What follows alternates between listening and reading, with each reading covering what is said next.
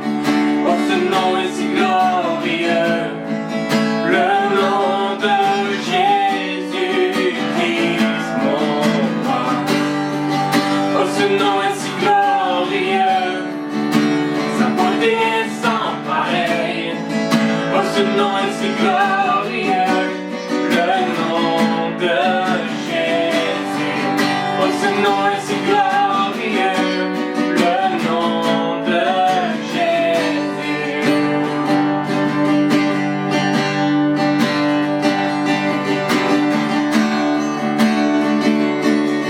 Oh, merci Jésus parce que ton nom est merveilleux. Seigneur, nous accueillons ta présence. Nous bénissons ton merveilleux nom, Seigneur.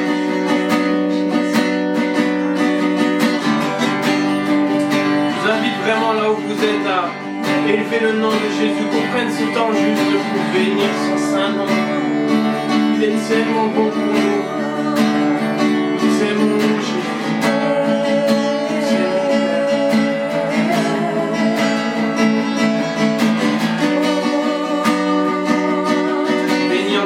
Personne qui regarde ce culte. Merci Jésus. La terre a tremblé, le voile s'est déchiré, les armes la mort et le péché. Les cieux chantent ta gloire, l'écho de ta victoire, car tu es le roi.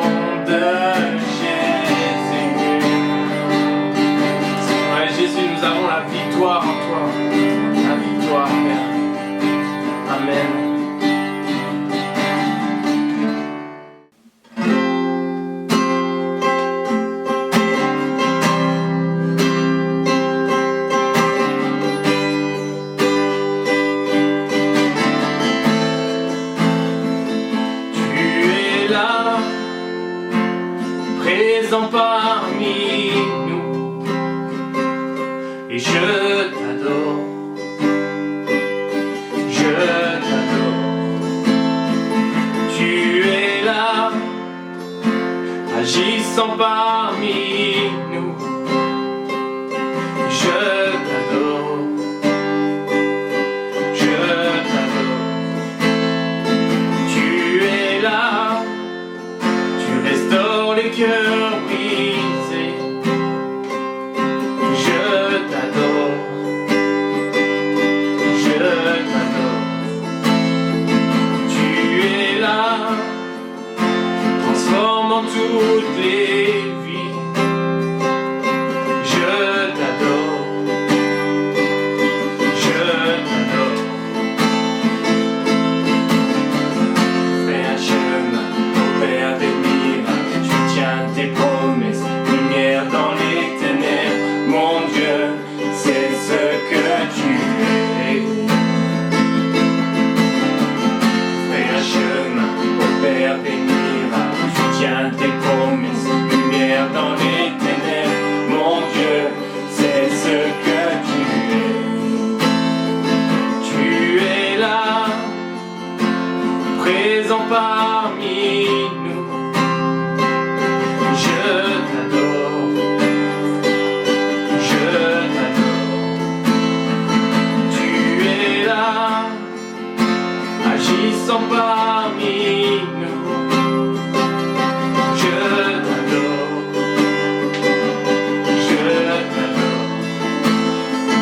Tu es là, tu restaures les destinées,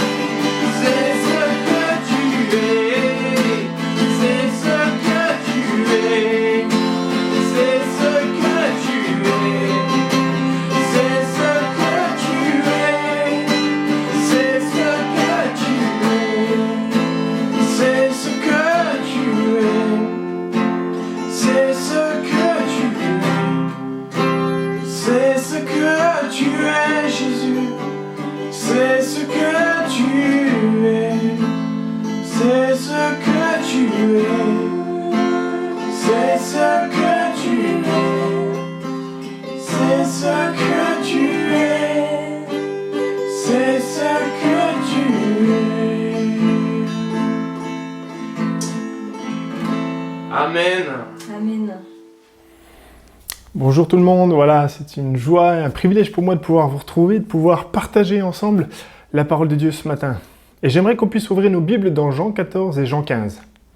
Nous sommes peu de temps avant l'arrestation de Jésus et on voit que Jésus va prendre le temps d'encourager les siens. Jésus sait que ça va être un temps qui va être difficile pour les disciples après sa mort. Il sait qu'il va y avoir des persécutions, qu'il va y avoir des personnes qui essaieront de détourner les chrétiens de la parole de Dieu, qu'il va y avoir des découragements, des doutes. Alors il veut prendre du temps avec ses disciples. Et on va regarder ensemble ce matin 4 points importants qui découlent de ce texte. Le point le plus important pour Dieu, et qu'on voit premièrement dans ce texte, c'est ton cœur. Beaucoup de personnes pensent que Dieu vient pour solutionner tous nos problèmes et les résoudre à notre place. Alors c'est vrai en partie, où Dieu veut nous aider, Dieu veut nous accompagner, Dieu veut parfois accomplir l'impossible dans nos vies quand on se trouve face à des murs, mais il ne veut pas faire tout à notre place. Et il n'est pas là pour tout faire. Et parfois, à la moindre contrariété, quand ça ne se passe pas comme on veut, il y a des gens qui s'en prennent à Dieu. Si Dieu existe, pourquoi je vis des difficultés? Si Dieu est tout-puissant, pourquoi ma vie est dure? Pourquoi tout ne va pas dans mon sens si Dieu m'aime?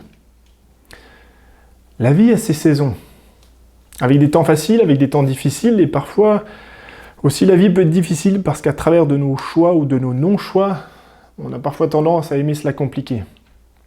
Dieu existe, et il veut premièrement mettre sa paix dans nos cœurs. Peu importe ce que tu vis, en fait ta perception de la vie dépend de l'état de ton cœur. Tu peux être en pleine tempête et être en paix intérieure. On voit Jésus qui était dans la barque avec ses disciples. C'était la tempête et lui il dormait. Il dit à ses disciples, qu'est-ce qui vous arrive? Qu'est-ce qui se passe? Et inversement, tu peux être par exemple en bonne santé et t'inquiéter dès que tu crois ressentir une petite douleur et parce que tu es hypocondriaque, par exemple. Au verset 1 à 3, Jésus dit ceci, « Que votre cœur ne se trouble pas, croyez en Dieu, croyez aussi en moi. Il y a beaucoup de demeures dans la maison de mon Père, si ce n'était pas le cas, je vous l'aurais dit. Je vais vous préparer une place, et puisque je vais vous préparer une place, je reviendrai, je vous prendrai avec moi, afin que là où je suis, vous y soyez aussi. » Et il reprend versets 27 à 29, il dit ceci, « Je vous laisse la paix, je vous donne ma paix. Je ne vous la donne pas comme le monde donne, que votre cœur ne se trouble pas et ne se laisse pas effrayer. Vous avez entendu que je vous ai dit, je m'en vais et je reviens vers vous. Si vous m'aimiez, vous vous réjouiriez de ce que je vais auprès de mon Père, car mon Père est plus grand que moi. Je vous ai dit ces choses maintenant afin qu'elles arrivent, et afin que lorsqu'elles arriveront, vous croyiez. » À ce moment précis, la préoccupation première de Jésus, c'est pas le supplice de la crucifixion qui l'attend, mais c'est de rassurer ses disciples et c'est de pouvoir mettre la paix dans leur cœur. Ce passage est très intéressant parce qu'il nous parle du cœur de Dieu, qui est de protéger, de rassurer, de mettre la paix. Vous savez, si ma paix, si mon attitude est fondée sur les éléments qui sont autour de moi, alors assurément ma paix va être variable, car tout change autour de nous. Il y a un proverbe qui dit « Rien n'est permanent sauf le changement ». Tout change, et on le voit en plus dans ces temps qui nous entourent, où voilà, si on se fonde sur les éléments qui sont autour de nous, sur que ce soit les données économiques, les données sociales ou les données en termes avec le Covid, voilà, c'est difficile d'avoir la paix. Mais si ma paix est fondée sur la personne de Jésus et sur ses promesses, alors elle ne changera pas car Dieu est immuable. Il reste identique, il ne change pas. Les promesses de Dieu sont éternelles, elles ne dépendent pas du sens du vent ou de l'opinion publique. Ce que Dieu dit, il l'accomplit. C'est Corrie ten Boom, c'était une survivante des camps de concentration pendant la Seconde Guerre mondiale, qui disait ceci, « C'est dans la tempête que nous pouvons connaître la solidité de l'ancre. » Et si tu te sens ballotté par les flots qui t'entourent, si tu ne sens pas la paix de Dieu en toi malgré les difficultés qui peuvent t'entourer, je t'invite à aller au pied de Jésus, à prendre ce temps avec ton Dieu afin qu'il te remplisse de sa présence et de sa paix. Vous savez, dans Ésaïe 26,3, il est écrit « Tu garderas dans une paix parfaite l'esprit qui s'appuie sur toi, car il se confie en toi. » Et en fait, dans le texte original, littéralement, ça signifie « Tu garderas dans une paix, paix. » Et ceci est le premier point de Dieu pour toi, c'est que Dieu veut garder ton cœur en paix, quelles que soient les circonstances. Lui ne change pas. Alors tu peux t'appuyer sur lui en toutes circonstances. Le deuxième point qu'on trouve dans ce texte, c'est que le Saint-Esprit est là pour nous aider. Dans Jean 14, toujours, Versets 15 à 21 et verset 23, Jésus dit ceci, « Si vous m'aimez, respectez mes commandements. Quant à moi, je prierai le Père, il vous donnera un autre défenseur afin qu'il reste éternellement avec vous. L'Esprit de vérité que le monde ne peut pas accepter parce qu'il ne le voit pas, il ne le connaît pas. Mais vous, vous le connaissez. Car il reste avec vous, il sera en vous. Je ne vous laisserai pas orphelin, je reviens vers vous. Encore un peu de temps, le monde ne me verra plus, mais vous, vous me verrez parce que je vis et que vous vivrez aussi. Ce jour-là, vous saurez que je suis en mon Père et que vous êtes en moi, et moi en vous. Celui qui a mes commandements et qui les garde, c'est celui qui m'aime. Celui qui m'aime sera aimé de mon Père, et moi aussi je l'aimerai et je me ferai connaître à lui. » Au verset 23, il dit, Jésus répondit, « Si quelqu'un m'aime, il gardera ma parole, et mon Père l'aimera. Nous viendrons vers lui, et nous établirons domicile chez lui. » Dans ce passage, Jésus nous explique qu'il va nous envoyer un défenseur, l'Esprit de vérité, ce qui est le Saint-Esprit. Il a dit qu'il ne nous laisserait pas seuls. Et il nous envoie le Saint-Esprit pour nous encourager, pour nous parler, pour nous aider à garder ses commandements. Vous savez, notre foi est basée sur la personne de Jésus-Christ et sur ses promesses. Et le Saint-Esprit a cette mission de nous rappeler les promesses de Jésus, de nous rappeler ces certitudes sur lesquelles sont bâties et enracinées notre foi, notre amour, notre espérance et notre paix. Et j'ai une question pour vous qui êtes chrétiens, vous qui aimez Dieu, vous qui cherchez Dieu aussi. Avez-vous reçu le Saint-Esprit en vous? Avez-vous reçu le défenseur promis par Jésus, l'Esprit de vérité? Si votre réponse est non, alors je vous encourage fortement à le faire et de demander à Dieu de vous envoyer son Esprit afin qu'il reste en vous et avec vous. On pourra prendre un temps de prière à la fin de ce sermon et je vous invite à vous y joindre si vous voulez vraiment recevoir le Saint-Esprit en vous. Le troisième point, nous arriverons dans Jean 15 où il est dit que nous sommes sauvés pour servir. Prenons ensemble Jean 15, versets 1 à 8. Dans ce texte, il est parlé du cep et du sarment. Le cep est un pied de vigne, et le sarment, c'est la branche ligneuse que l'on taille sur laquelle pousse le raisin. C'est la petite branche qui sort du cep et sur lequel le fruit sort. Jésus dit ceci, « C'est moi qui suis le vrai cep et mon Père est le vigneron. Tout sarment qui est en moi et qui ne porte pas de fruit, il l'enlève, et tout sarment qui porte du fruit, il le taille, afin qu'il porte encore plus de fruits. Déjà vous êtes purs à cause de la parole que je vous ai annoncée. Demeurez en moi, et je demeurerai en vous. » Le sarment ne peut pas porter de fruits par lui-même sans rester attaché au cep.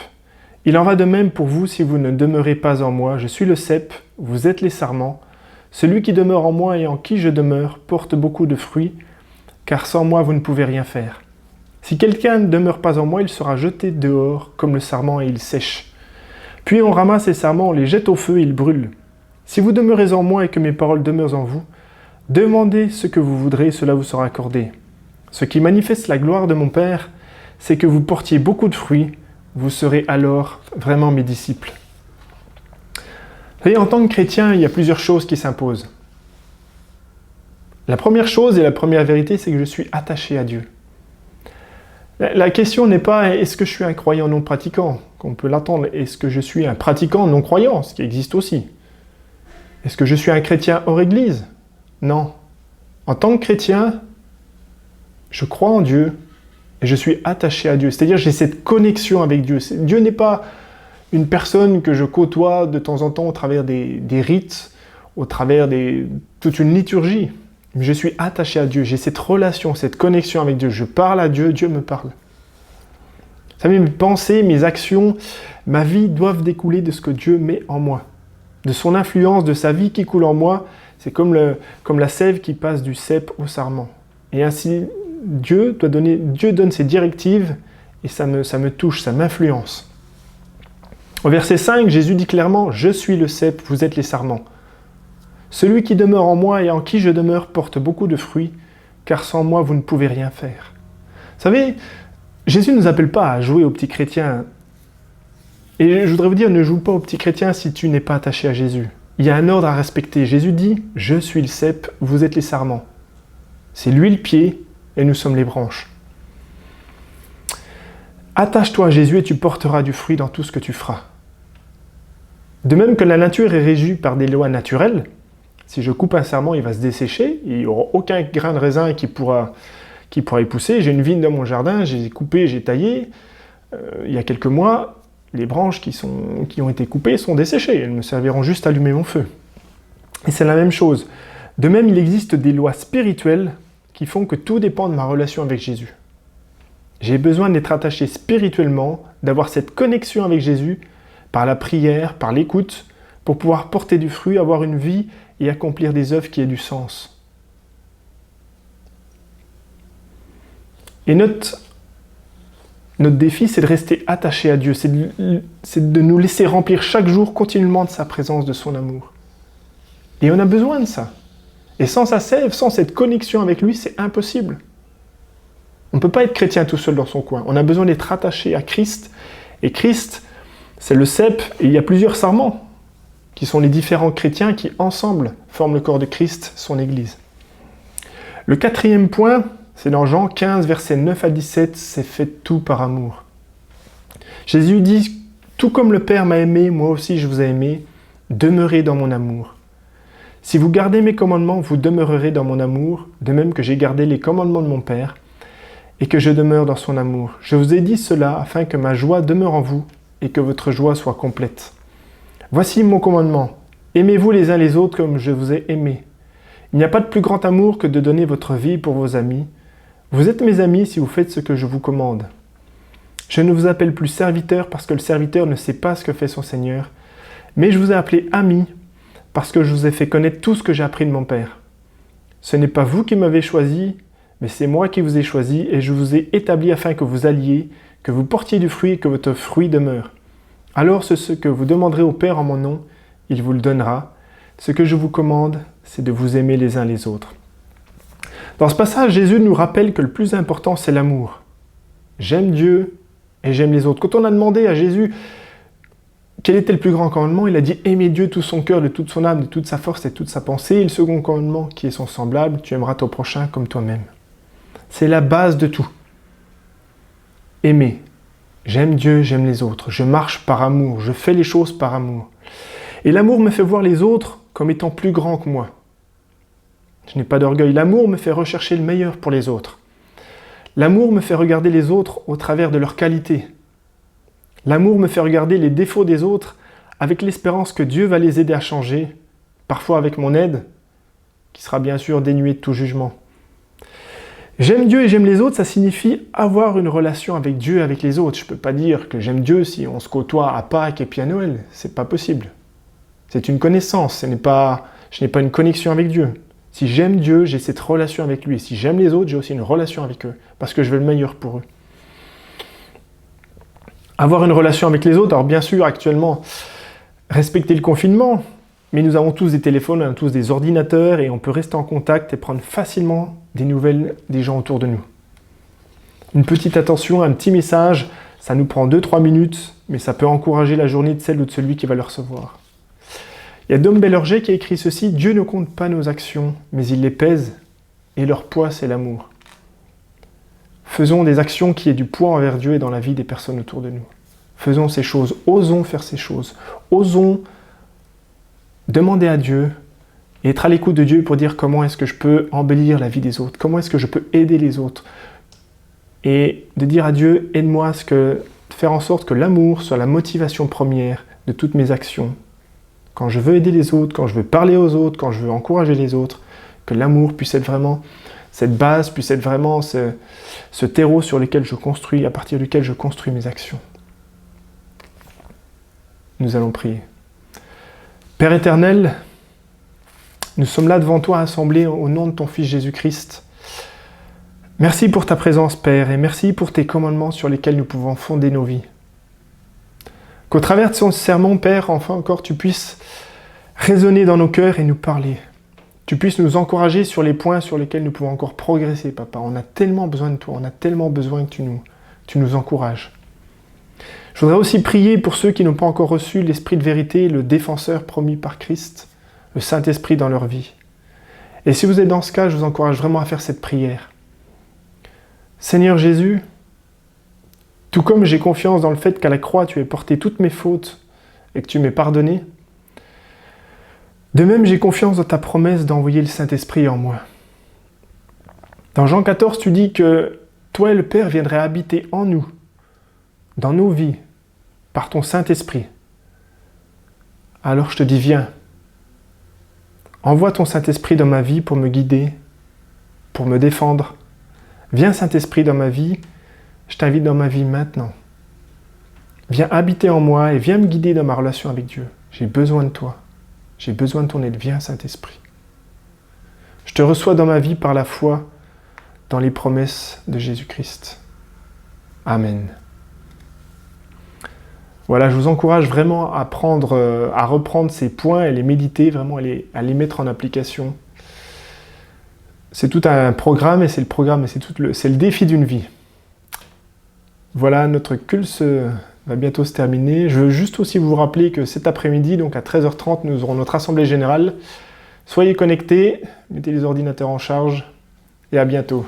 Bonne semaine à tous. Pour clôturer ce temps qu'on a passé ensemble ce matin, on vous propose de finir avec le chant qu'on a chanté tout à l'heure, « Tu ferais un chemin », qui est un chant magnifique de proclamation.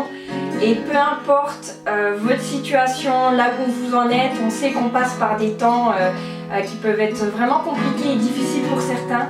Il y a vraiment cette parole et ces promesses pleines d'espérance de Dieu.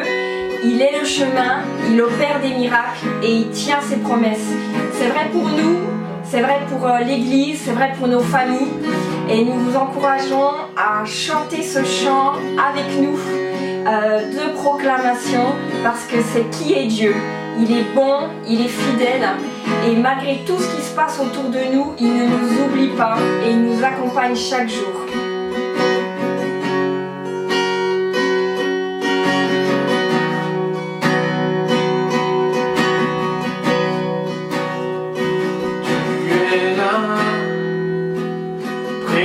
Parmi nous, je t'adore,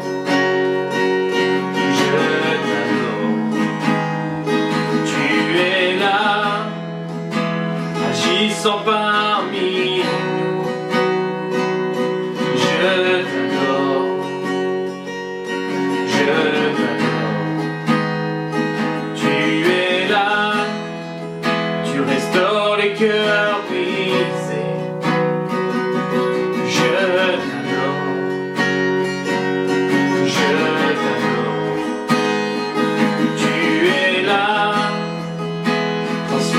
Toutes les vies.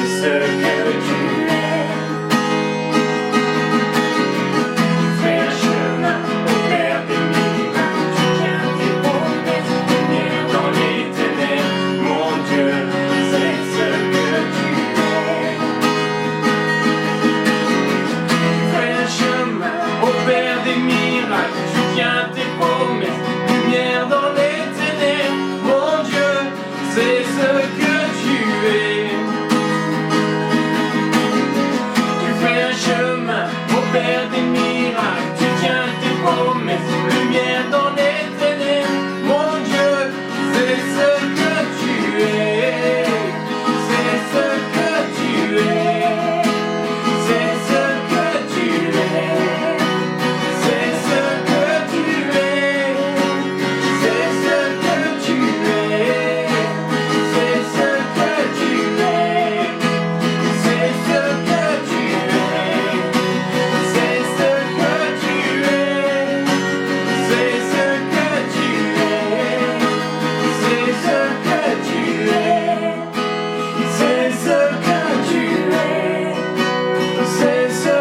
tu es, c'est ce que tu es, c'est ce que tu es, c'est ce que tu es, c'est ce que tu es, c'est ce que tu es.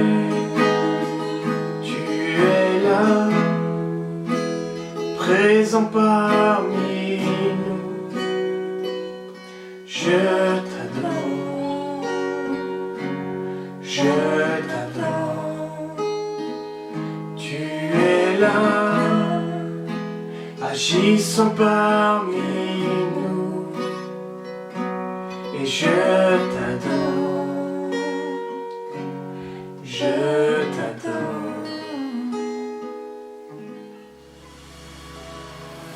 Waymaker, miracle worker, promise keeper, light in darkness. My God, that is who you are.